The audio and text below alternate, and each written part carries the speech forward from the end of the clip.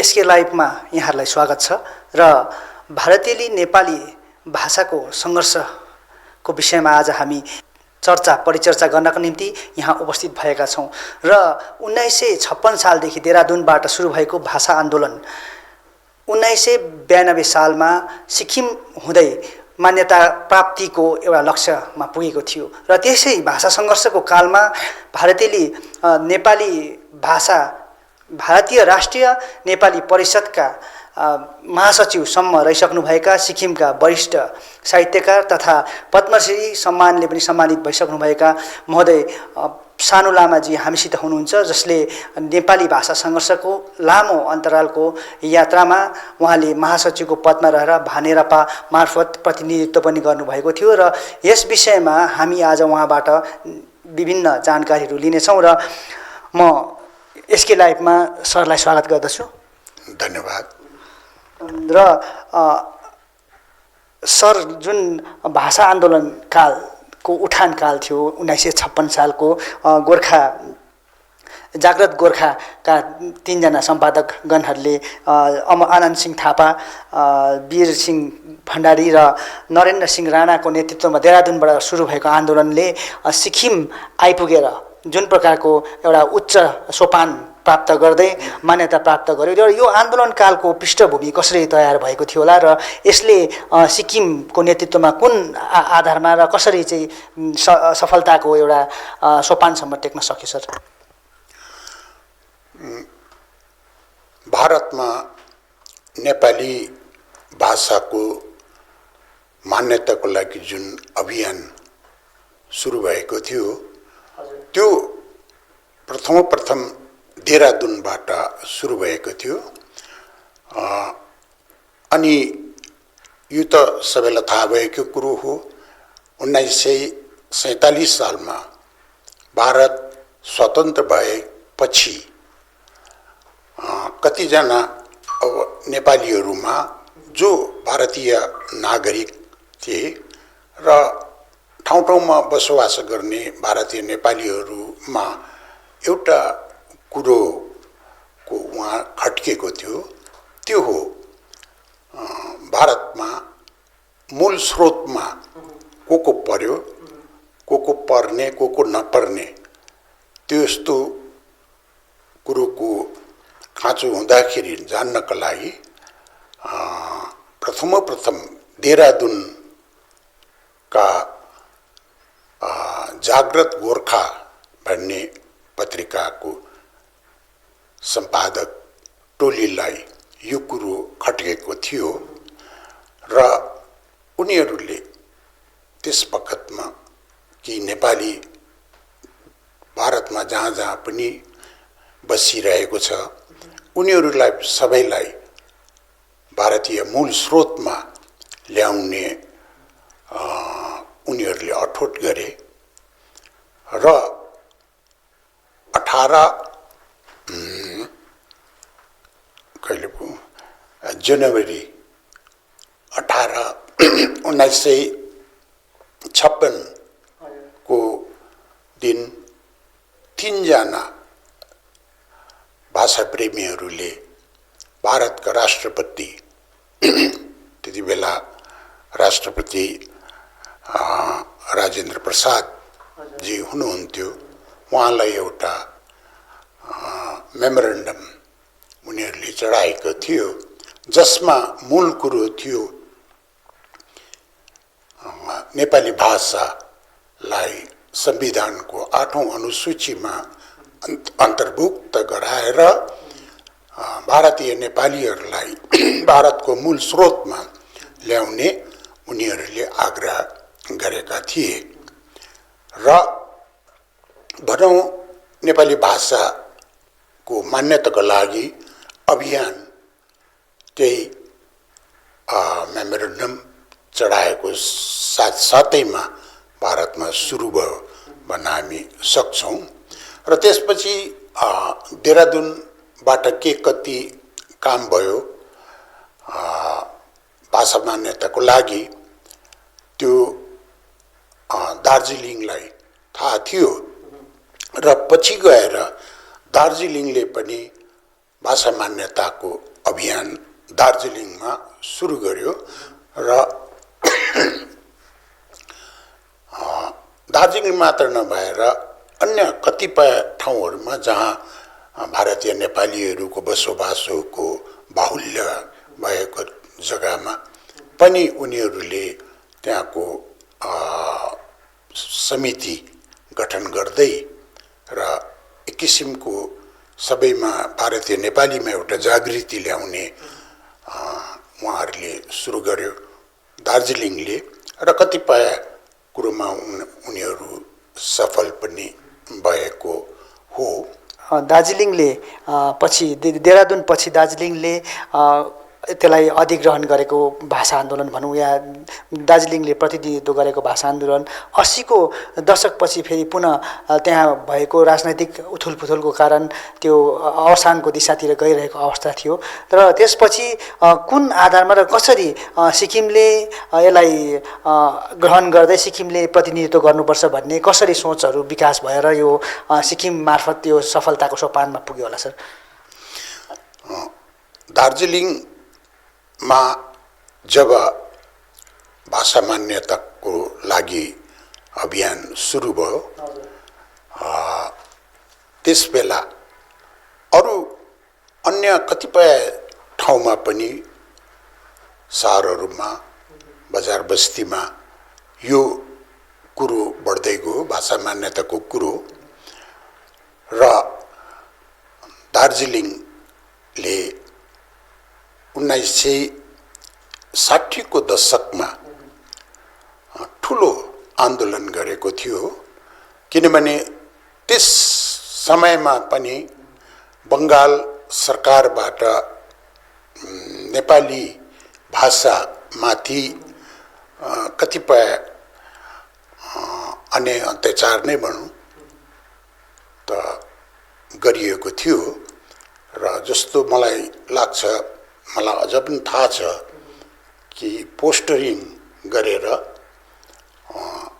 नेपाली समुदायभित्रको कतिपय जातिलाई यिनीहरू नेपाली होइन भन्ने त्यस्तो पोस्टरिङहरू पनि भएको थियो बङ्गाल सरकारबाट र त्यसको विरोधमा यो भारतीय नेपाली समिति भाषा समिति जो दार्जिलिङमा थियो त्यो समितिले घोर निन्दा गरेको थियो र त्यसको विरोध पनि गरेको थियो र साथसाथै उनीहरूले भाषा मान्यताको लागि काम पनि गर्दै गए र हुँदै हुँदै जाँदा त्यो बिचमा अब सबैलाई थाहा भएकै कुरो हो कतिवटा अडचनहरू पनि आयो जस्तो तत्कालीन मुख्य प्राइम मिनिस्टर मोरारजी देसाईले त यो नेपाली भाषा विदेशी भाषा हो सम्म पनि भनेको हो र त्यसको पनि खण्डन गरिएको हो र हुँदा हुँदा 1980 को दशक आइपुग्यो र यो 1980 को दशकमा नेपाली भाषाको यो आन्दोलन कि घट्दै घट्दै गयो अनि दार्जिलिङले तबसम्म यस कुरोलाई अगाडि बढाइरहेको थियो र एउटा मार्गदर्शन दिइरहेको थियो र 1980 को दशकमा दार्जिलिङमा जुन एउटा परिवेश थियो परिस्थिति थियो त्यो अलिक अनुकूल थिएन र त्यसो हुँदा त्यहाँको परिस्थिति र अनुकूल नहुँदाखेरि भाषा आन्दोलन माथि पनि कतिपय लान्छना लगाइयो त्यसले गर्दाखेरि यो आन्दोलन चाहिँ घट्नु हुँदैन यो सेलाउनु हुँदैन र दार्जिलिङमा यसको हेड क्वार्टर नराखेर बाहिर कतै लगेर हामीले यो अभियान जारी राख्नुपर्छ भन्ने एउटा सल्लाह हुँदाखेरि यो भारतीय नेपाली भाषा समिति दार्जिलिङबाट देहरादूनमा सारियो र त्यहाँबाट श्री तेजबहादुर शाहीको नेतृत्वमा उहाँ नै त्यसको प्रेसिडेन्ट हुनुभयो र उहाँको नेतृत्वमा यो समितिले काम अगाडि बढाएर लान थाल्यो र पनि भने जस्तो भाषाको अभियान अगाडि बढ्न सकेन र दिल्लीमा कसलाई भेट्नुपर्ने कसलाई भन्नुपर्ने त्यो कुरोहरू पनि अलिक शिथिल हुँदै गयो। हुन त हामी सबैलाई थाहा भएकै कुरो हो, यो सङ्घ संस्थामा काम गर्दाखेरि कतिपय अडचन आइलाग्छ। पहिलेको त एउटा आर्थिक अडचन हुन जान्छ, एउटा सङ्गठन भन्ने कुरोमा कतिपय महत्त्व मिल्दैन, विचार मिल्दैन र त्यसले गर्दाखेरि देहरादुनमा भाषा समितिको हेडक्वार्टर सारिए तापनि त्यहाँबाट पनि आफूले चाहेको जस्तो एउटा वाञ्छित काम हुन सकेन र अब कुरो आउँछ यो भाषा मान्यताको कुरोलाई लिएर सिक्किम पनि अनभिज्ञ थियो भन्न सकिँदैन। सिक्किमलाई थाहा भइरहेकै थियो कहाँ कहाँ के हुँदैछ, के कसो हुँदैछ, भाषा मान्यताको यो अभियान कहाँ पुग्यो, यसलाई कहाँ पुर्याउनु पर्ने हो र त्यो हुँदा 1990 साल 1990 को दशक सुरु भयो र जति पनि भाषा मान्यताको लागि यो अभियान यो सेलाउँदै गएको महसुस गरेर सिक्किमले यो कुरोलाई अगाडि बढाउने एउटा निर्णय लियो र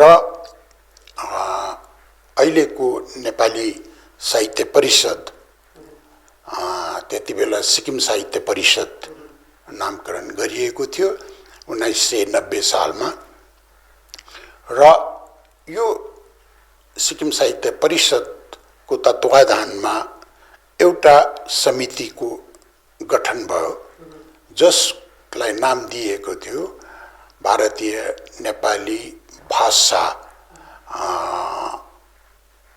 समिति र यो समितिले 2 दिने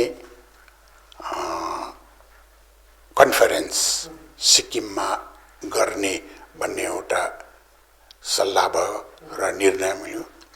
त्यसबेला सबै कुरोको चाँजो मिल्दै गयो र सिक्किममा त्यसबेला मुख्यमन्त्री हुनुहुन्थ्यो, भाषा साहित्यमा धेरै नै अभिरुचि राख्ने अनि आफै पनि एउटा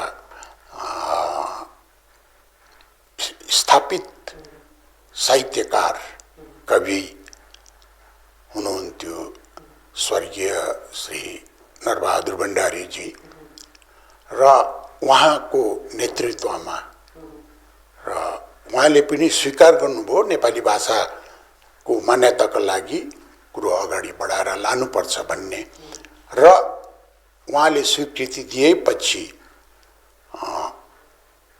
सिक्किमको राजधानी गान्तोकमा 2 दिने एउटा अखिल भारतीय स्तरको सम्मेलन गान्तोकमा भएको हो। जुन यो सम्मेलन भयो 2 दिने 2 दिने सम्मेलन पछिको एउटा चूडान्त निष्कर्षको रूपमा नै यो अखिल भारतीय राष्ट्रिय परिषदको गठन भएको हो या यो प्रारूप कसरी तयार भयो होला र त्यसपछि जुन अखिल भारतीय नेपाली राष्ट्रिय परिषद गठनपछि पनि तुरन्तै भाषाले मान्यता त पाइहालेन र त्यति बेला कस्ता चुनौतीहरू आएको थियो र त्यसमा के चुनौतीहरूलाई कसरी त्यसबाट निक्लिने प्रयासहरू भयो होला सर? त सिक्किमले भाषा मान्यताको अभियानको यो भारा आफ्नो आङमा लिइसकेपछि त्यो 2 दिने भाषा समितिको सम्मेलन गरिएको थियो र त्यो थियो जुन 11 र 12 तारिक थियो, त्यो 1990 सालको। र त्यो 2 दिने सम्मेलनमा धेरै कुरोहरू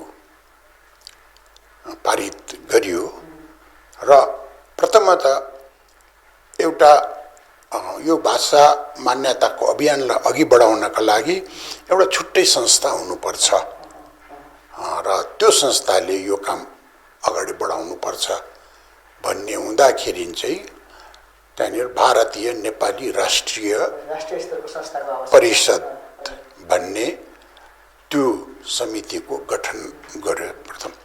र भारतीय राष्ट्रिय नेपाली परिषद, त्यसलाई छोटकरीमा भानेरापा पनि भनियो।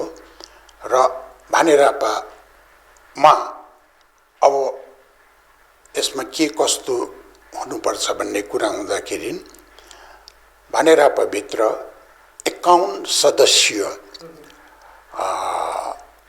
एउटा को समिति गठन, राष्ट्रिय स्तरको, जसमा यो नवगठित समिति भारतीय नेपाली राष्ट्रिय परिषदका अध्यक्ष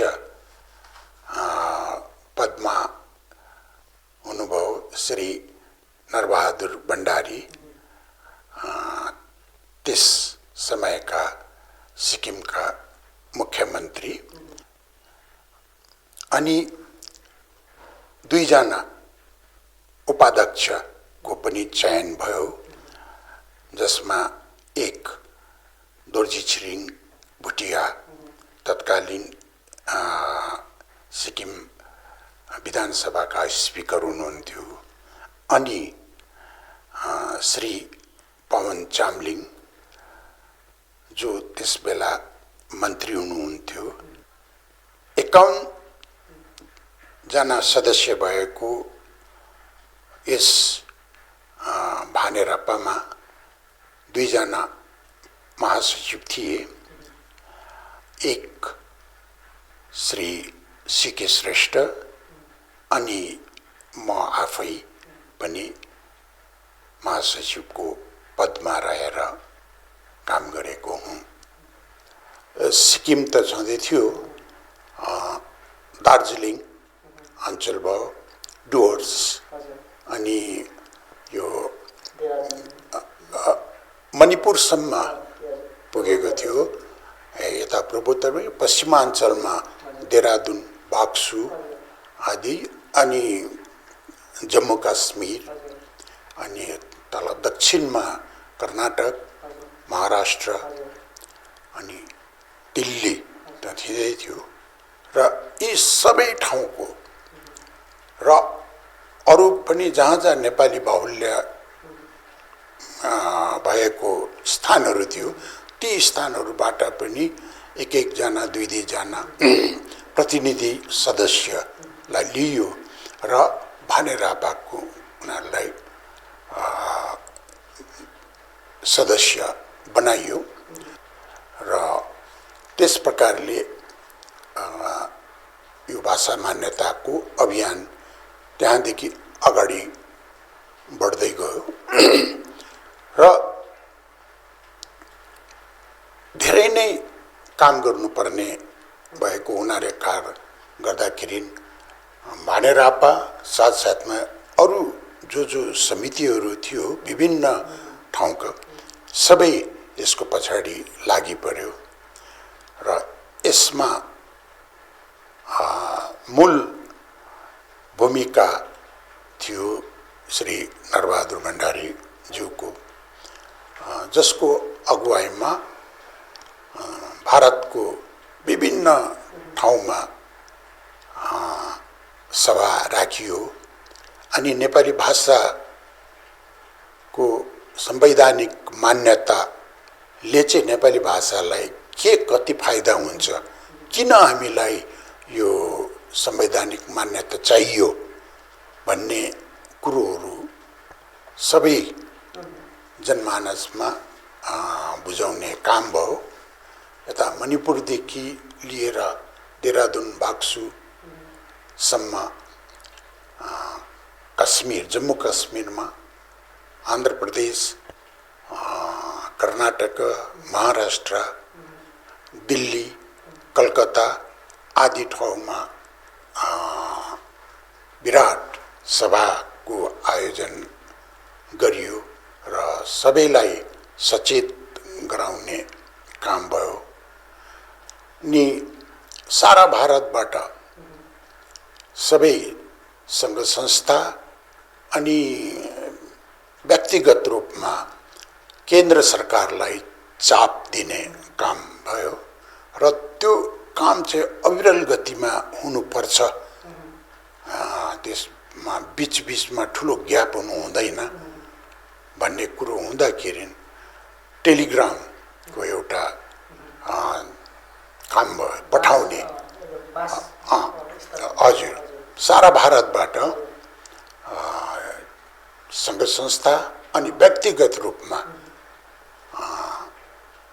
सम्बन्धित यो मिनिस्ट्रीमा टेलिग्राम पठाउने काम भयो। त्यो टेलिग्राम पठाउने कामको लगत्तै पछाडि पोस्टकार्डमा चिठी पठाउने काम भयो र सारा भारतबाट कति हजारौं पोस्टकार्डहरू पुग्यो। अनि यो आन्दोलन हुँदाहुँदै पनि, आन्दोलनको व्यापकता हुँदाहुँदै पनि त्यहाँ चुनौतीहरू थिए होलान् हैन, जसमा त्यति बेला सायदै नेपाली भाषाको दैनिक समाचार पत्र पनि थिएन र अब एउटा जो भर्नाकुलर ल्याङ्ग्वेज हुँदाहुँदै पनि, त्यो बोलचालको आम बोलचालको भाषा हुँदाहुँदै पनि, तर त्यसलाई संसदसम्म स्थापित गराउन सक्ने कुनै त्यस्तो आधारहरू नभएको अवस्थामा त्यो चुनौतीलाई कसरी पुरा परिपूर्ति गरिएको थियो सर? त्यस कुरोको लागि यो भानेरापामा भारतीय नेपाली राष्ट्रिय परिषदमा एउटा छुट्टै एउटा उपसमिति थियो जसको काम चाहिँ पर्चाहरू बनाउने, बुकलेट बनाउने, पर्चाहरू बनाउने अनि पोस्टरिङहरूको लागि त्यो उपसमितिले त्यो काम गर्यो। अनि नेपाली भाषालाई मान्यता किन चाहियो, के को लागि चाहियो, त्यो कुरो स्पष्ट रूपले लेखिएको थियो। अङ्ग्रेजीमा पनि अनि हिन्दीमा पनि कतिवटा पेपरहरू हिन्दीमा पनि लेखिएको थियो र यी सब कुरोहरू, यो डकुमेन्टहरू मलाई लाग्छ कुनै पनि राज्यसभा अथवा लोकसभाका जति सांसदहरू छ सबै सांसदहरूकोमा यो लिटरेचरहरू पुगेको हुनुपर्छ। त्यति बेला एउटा प्रचलन पनि थियो कि आन्दोलनलाई सफल बनाउनको लागि चाहिँ प्रत्येक मन्त्री, केन्द्रीय मन्त्री, राज्यसभाका सांसद र लोकसभाका सांसदको घर साथै जति पनि राजनैतिक दलहरू थियो उहाँहरूको जति पनि सांसदहरू छ उनीहरूलाई मनाउनको लागि त्यो पार्टीगत हिसाबमा व्हिप जारी गराउनको निम्ति पनि भाषा सङ्घर्ष यो भानेरापाद्वारा एउटा अभियान चलाइएको थियो भन्ने कुरा मैले पठन पाठनमा आएको छ है। र यसलाई सरहरूले व्यक्तिगत रूपमा कसरी अनुभव गर्नुभयो र कसरी त्यसलाई चाहिँ सञ्चालन गरिएको थियो सर? त्यो कुरोलाई नेपाली भाषाको अभियान, संवैधानिक मान्यताको लागि यो मैले भने पत्र पत्रिकाहरू, बुकलेटहरू आदि छापिएको कुरो। अनि साथसाथमा प्रत्येक सम्बन्धित मिनिस्ट्रीका मिनिस्टर्ससित अनि यता अपोजिसनका जति पनि सांसदहरू थिए उनीहरूकोमा पनि डेलिगेसन गएको, भानेरापाको नरबहादुर भण्डारीको अगुवाईमा सबैसित भेटघाट गरिएको हो र मलाई लाग्छ कि 1 वर्षभित्रमै हामीले अथवा भानेरापाले यो चाहिँ एउटा राष्ट्रिय स्तरमा नेपाली भाषाको खुल्दुलीलाई जनसमूहमा ल्याएको थियो र उनीहरू सबैलाई यो कुरोको स्पष्ट रूपमा थाहा भएको हुनपर्छ र मिनिस्टरहरू अथवा अपोजिसनका जति पनि नेताहरू थिए उनीहरूकोमा जाने, उनीहरूलाई भेट गर्ने, उनीहरूलाई मेमोरेन्डम चढाउने काम सुरु भएको थियो र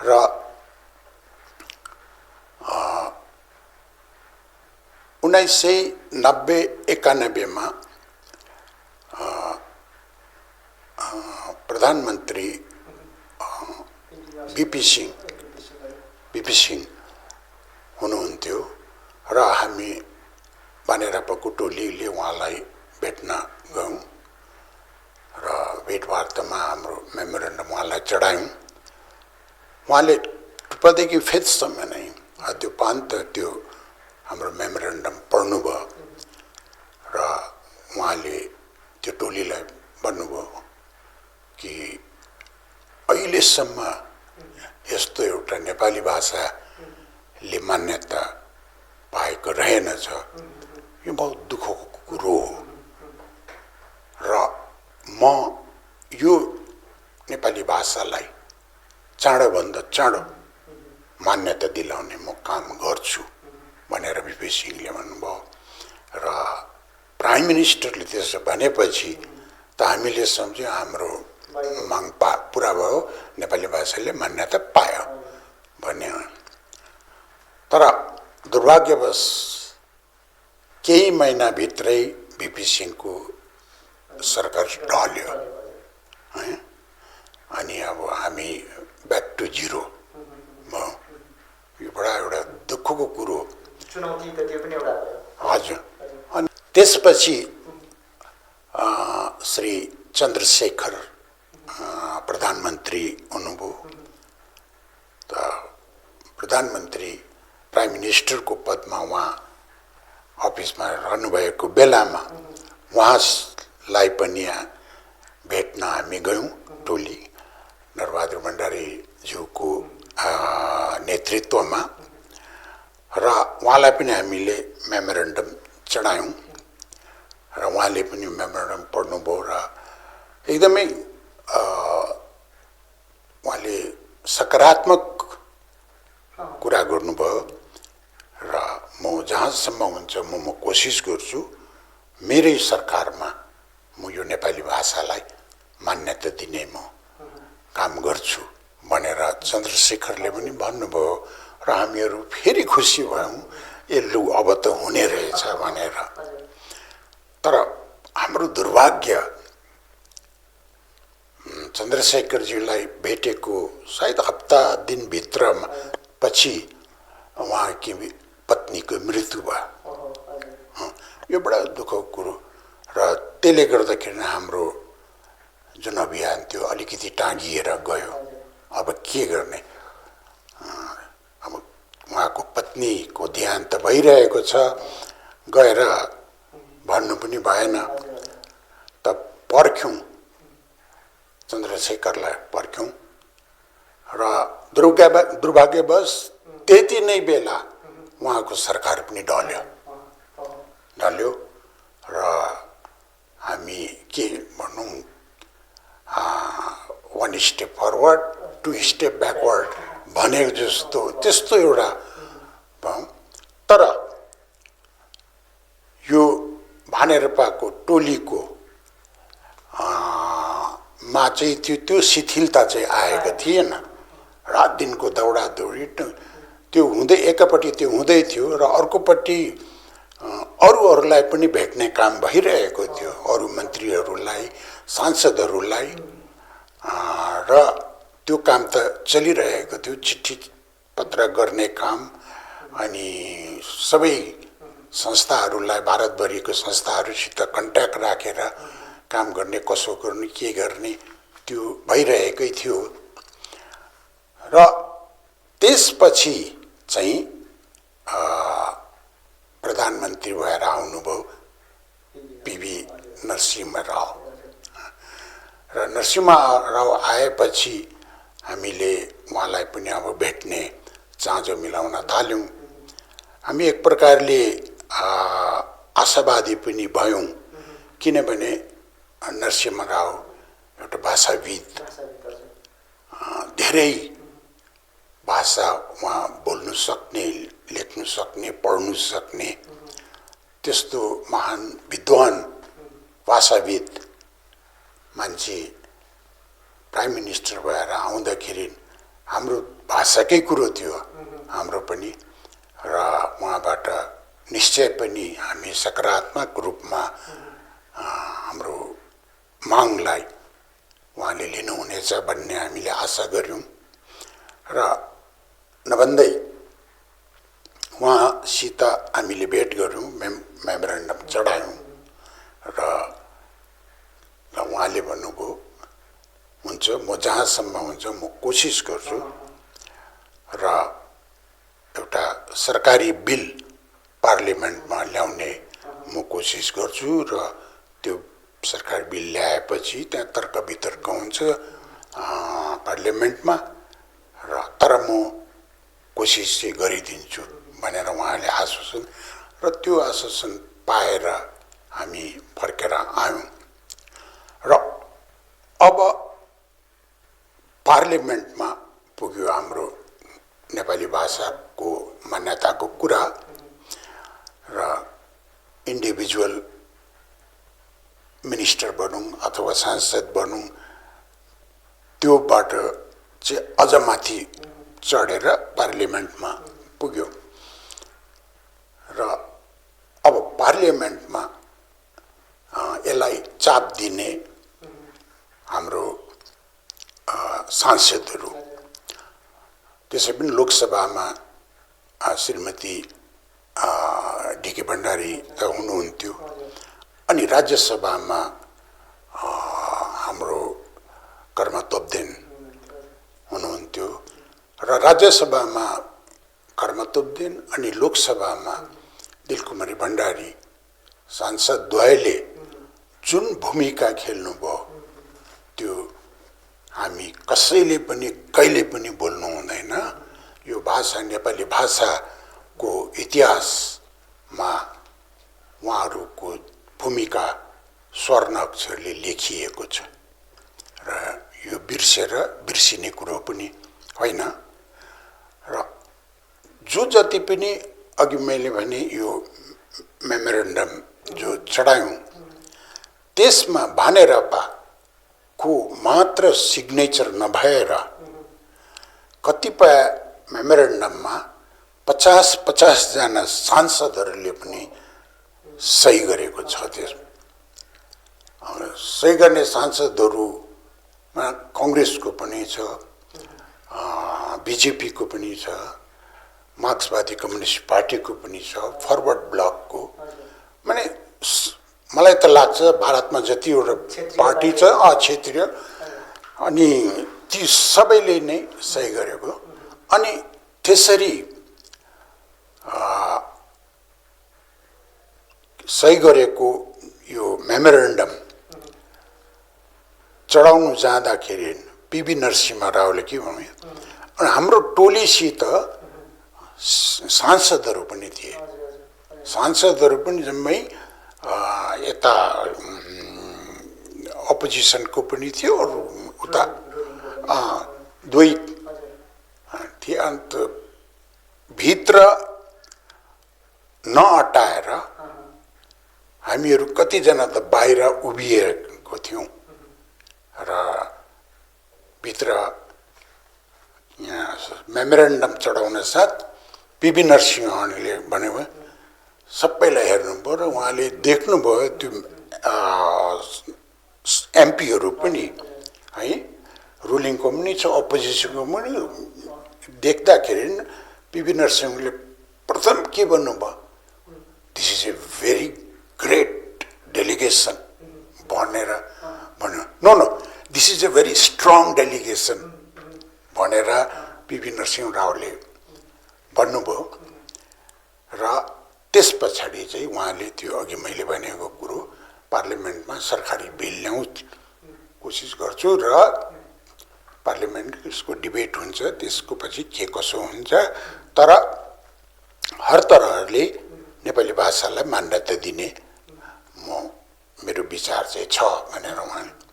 र त्यति भनेपछि अब हामी पनि ढुक्क भएर आयौँ र दिलकुमारी भण्डारी अनि कर्मा तोप्देनज्यूले अरूको सांसदहरूको सहायता लिएर पार्लियामेन्टमा जब बहस हुन्थ्यो उहाँहरूले त्यो कुरो गर्नुभयो र नेपाली भाषाको मान्यताको माग निकै नै अगाडि बढ्दै गएको हो। र 1992 को अगस्त 20 तारिकको दिन थियो र त्यो दिन पार्लियामेन्टको जुन चाहिँ लिस्ट अफ बिजिनेस त पार्लियामेन्टको लिस्ट अफ बिजिनेसमा पनि थिएन 20 तारिक अगस्त।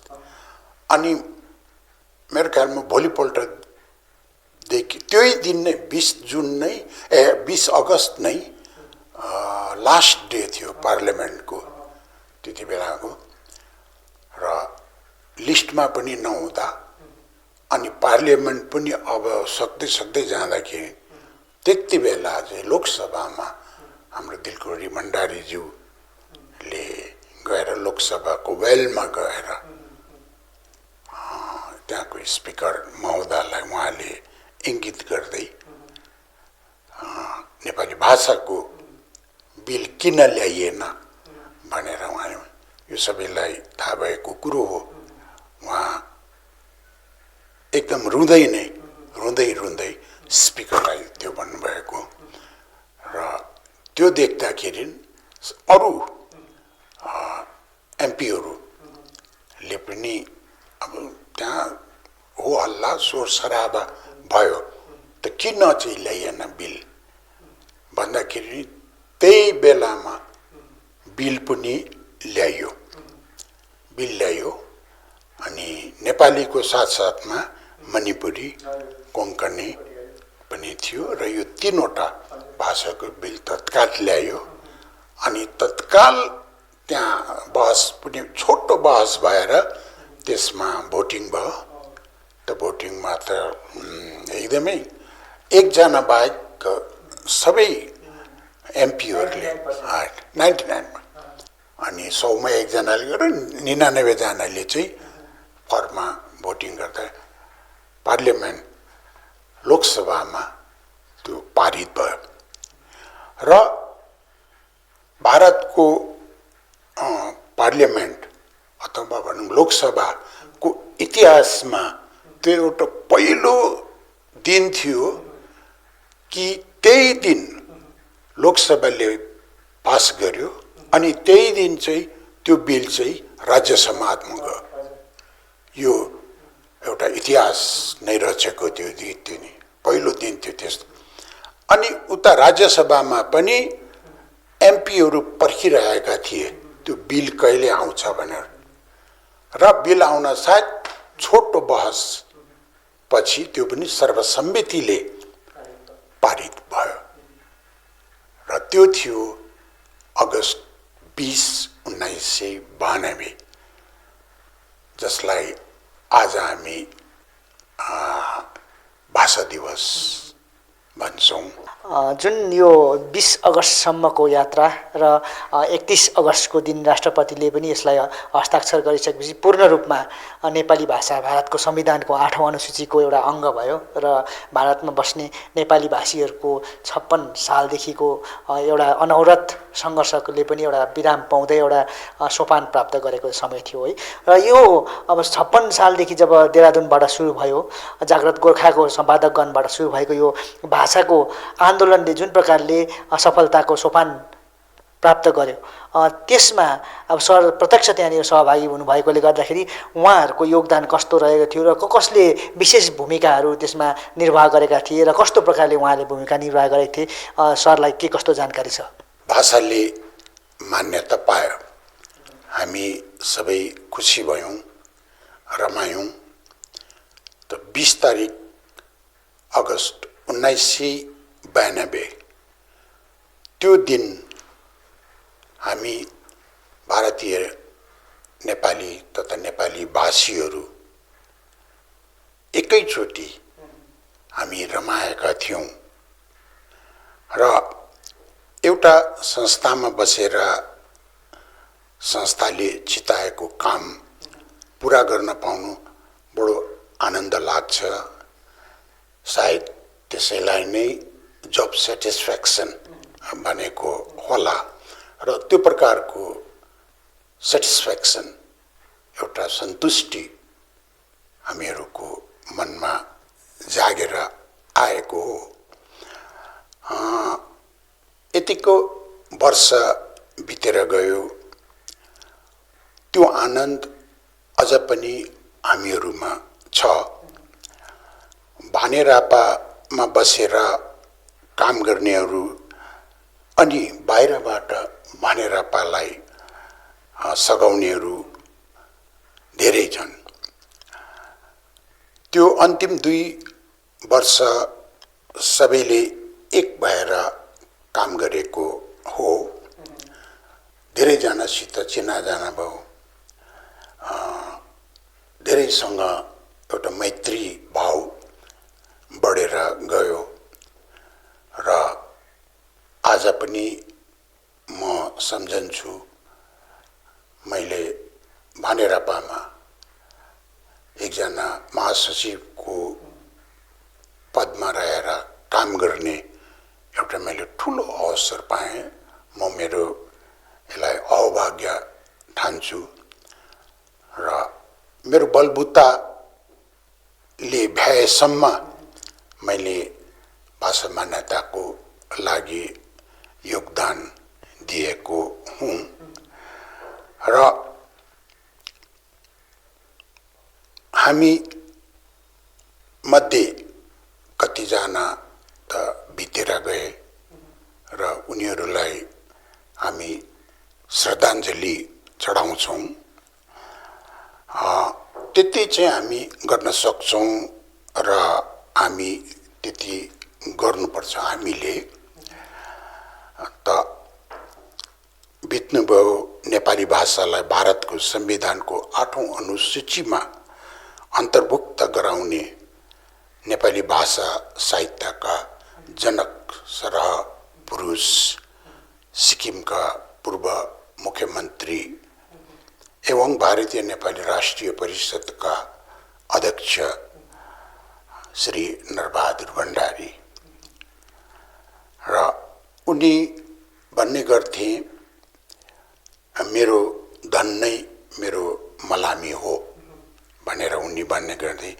त यस कुरोलाई पुष्टि गर्यो। मलामीमा हजारौंको संख्यामा उनको अन्तिम दर्शन गर्न अनि उनलाई श्रद्धाञ्जली चढाउन बृहत मात्रामा आएका जनसमूहले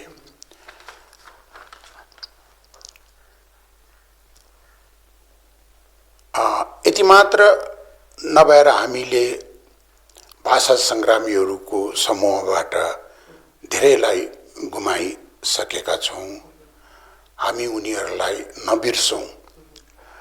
प्रत्येक अगस्त 20 मा उनीहरूको सम्झना गरेर श्रद्धाञ्जली चढाउँ।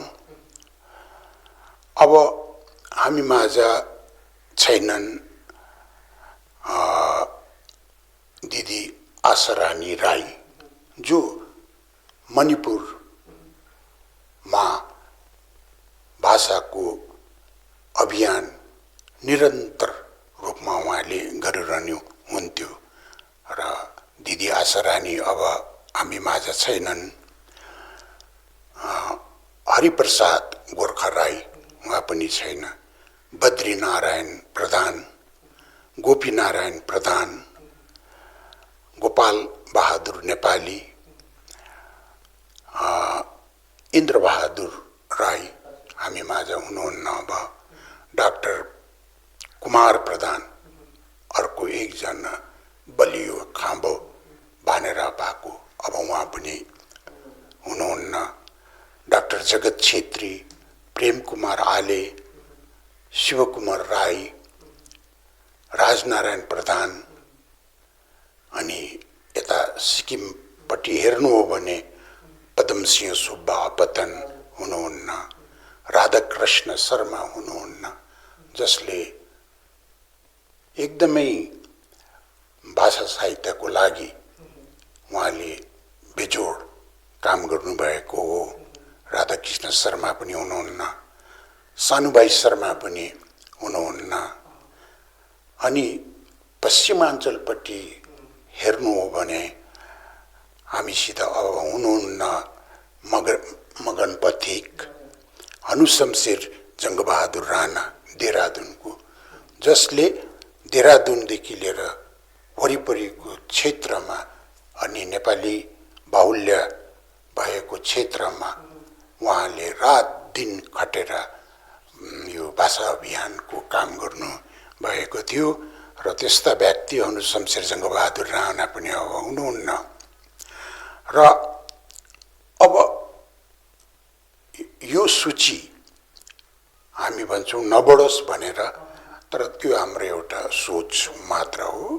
प्रकृतिले आफ्नो काम सधैँ गरेर गइरहेको हुन्छ र ती योद्धाहरू नेपाली भाषालाई संविधानको 8औं अनुसूचीमा पुर्याउने ती दिवंगत योद्धाहरूलाई पनि हामी नबिर्सौँ र उनीहरूको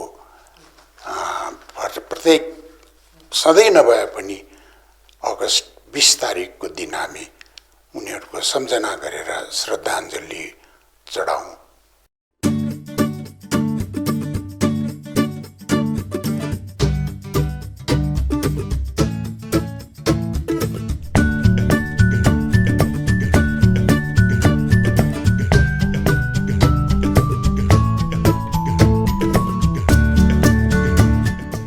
अपने घर को एक स्मार्ट और सुंदर बनाने के लिए हेवेल्स प्रोडक्ट्स का उपयोग करें। अपने घर की सजावट उभारें स्मार्ट लाइटिंग द्वारा।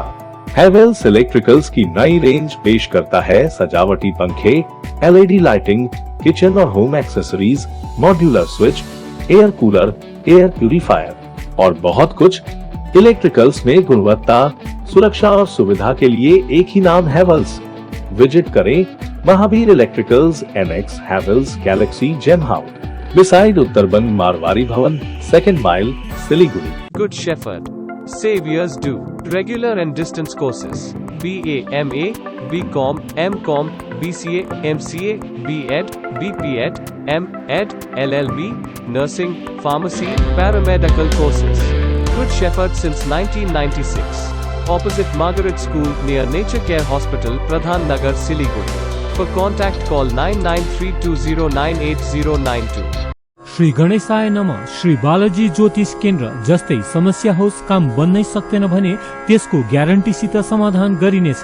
प्रेम प्रीति, गोप्य शत्रु, व्यवसायमा समस्या, दोकान ठिकसित चल्न सक्दैन, घरेलु समस्या, धन सम्पत्तिको नोक्सानी, कोर्ट केस, व्यवसाय नचल्नु, पशुधनको बर्बादी, पढाइमा मन नलाग्नु, विवाहमा ढिलाइ इत्यादि यी सम्पूर्ण समस्याको लागि पण्डित तुषार शर्मा गोल्ड मेडलिस्टले निशुल्क जोखाना हेर्नुहुनेछ।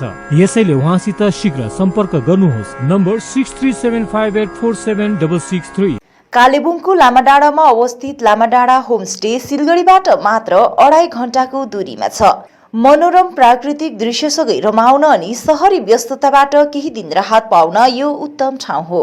यहाँबाट तपाईले कञ्चनजङ्घाको दृश्य साथै सुन्दर सूर्योदय पनि देख्न सक्नुहुनेछ। होमस्टेको अतिथि सत्कारले तपाईलाई आफ्नै घर जस्तो महसुस गराउनेछ। आफ्नो परिवारको साथमा छुट्टी बिताउनलाई एकमात्र लामाडाँडा होमस्टे। सम्पर्क नम्बर 9547151001। 1 करोड केवल 6 रुपियाँमा?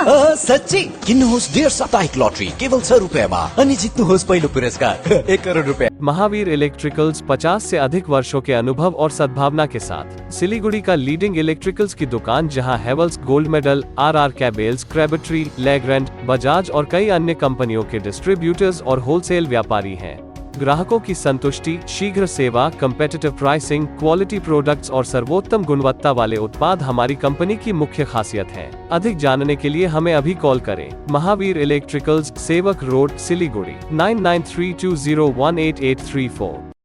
सिलीगुड़ी में एक घर की तलाश है?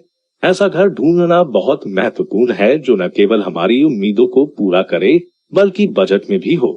सिलीगुड़ी और उसके आसपास बंगलो, फ्लैट या घर लेने की सोच रहे हैं तो हमें अपनी आवश्यकता के बारे में बताएं। हम आपको आपकी आवश्यकता और बजट के अनुसार घर ढूंढने में आपकी मदद करते हैं।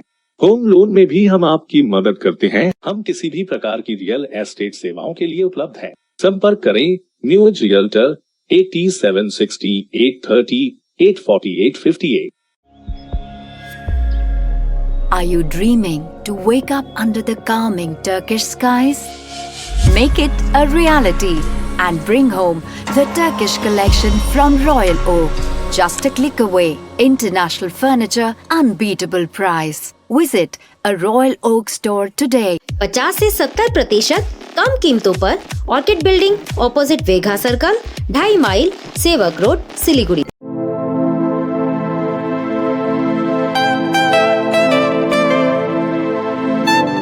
This is the membrane door made with a block board, 2000 rupees for a general door size per piece. This is a WPC flooring. We have the laminated wooden flooring, AC4 grade, AC5 grade available with us. The PVC flooring, this is 1 day work for 1 room. These are the wooden laminate flooring. Starting range is 65 rupees per square foot. 7 Concept Pranami Mandir Road 9434040400। शादी हो या कोई function, याद रखिए एक ही नाम, Sumani डिजीविजन and production. हम pre wedding shoot, wedding photography, commercial portrait photography, birthday shoot, ring ceremony, corporate और commercial shoot और प्रोडक्ट शूट करते हैं। भारत में शादियों को बहुत धूमधाम और भव्यता के साथ मनाया जाता है और हम उन पलों को कैमरे में कैद करके इसे एक विशेष कहानी में बदल देते हैं। We are in photography since 1966. Somani Digivision and Productions, Siliguri 9434023813।